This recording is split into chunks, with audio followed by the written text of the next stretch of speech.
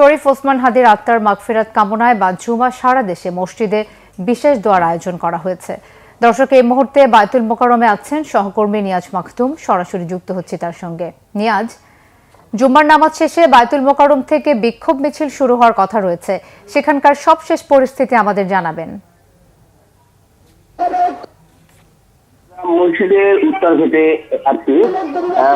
বায়তুল নামাজ শেষে এখানে বিক্ষোভ কর্মীদের সমাবেশ রয়েছে, সেই সমাবেশটি এখানে শুরু হয়েছে। এখানে বেশ কয়েকটি গ্রুপ মিলে সমাবেশ করছেন এবং তারা এই সমাবেশ করছেন এবং তারা এই সমাবেশ শেষে বিক্ষোভ মিছিল করবেন। সেই মিছিলটি শাহবাগে গিয়ে মিলিত হবেন এবং এখানে যে কয়েকটি গ্রুপ মিছিল করছেন সব মিছিলগুলোই একসাথে বায়তুল মোকাররমের দিকে রওনা হবে। এই মুহূর্তে আপনারা দেখছেন যে বাংলাদেশ খেলাফত ছাত্র মজলিসের নেতৃত্বে এই বিক্ষোভ সমাবেশটি হচ্ছে।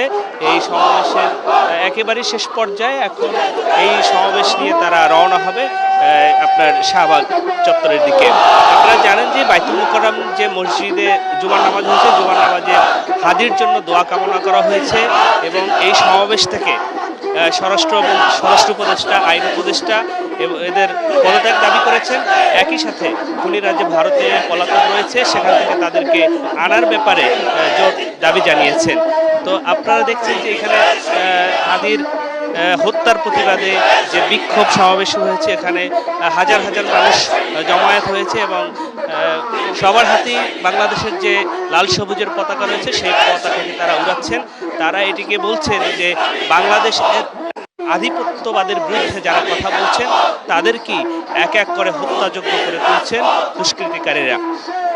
আজকের এই সমাবেশ, এই যে মিছিল চলছে, স্লোগান চলছে, শুধু একটিকে কেন্দ্র করে যে হাদির হত্যার প্রতিবাদে বিক্ষোভ সমাবেশ এবং হাদিরকে যারা হত্যা করেছে তাদেরকে দ্রুত বাংলাদেশে ফিরিয়ে আনার ব্যাপারে ভারতের সরকারের মধ্যে তারা দাবি জানিয়েছেন।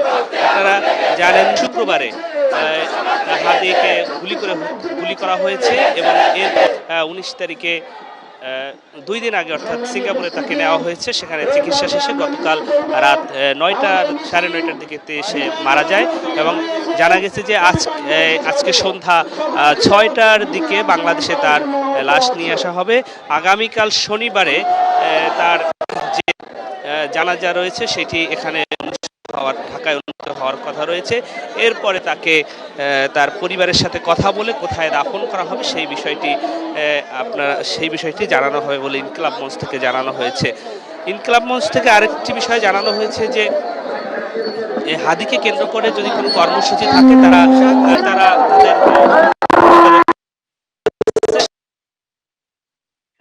এবং এই যে মিছিল, সেই মিছিলটি শুরু হয়েছে বায়তুল মোকাররমের যে গেট, সেই গেট থেকে তারা বের হয়েছে এবং এই মিছিলটি শাহবাগ পর্যন্ত যাবেন এবং শাহবাগের যে সমাবেশ রয়েছে সেই সমাবেশে গিয়ে এই মিছিলটি শেষ হওয়ার কথা রয়েছে। এই বায়তুল মোকাররম উত্তরের যে সড়ক রয়েছে সেই সড়কে শত শত মানুষ। নিয়াজ, আপনাকে ধন্যবাদ। বায়তুল মোকাররম থেকে জানাচ্ছিলেন নিয়াজ মাকতুম।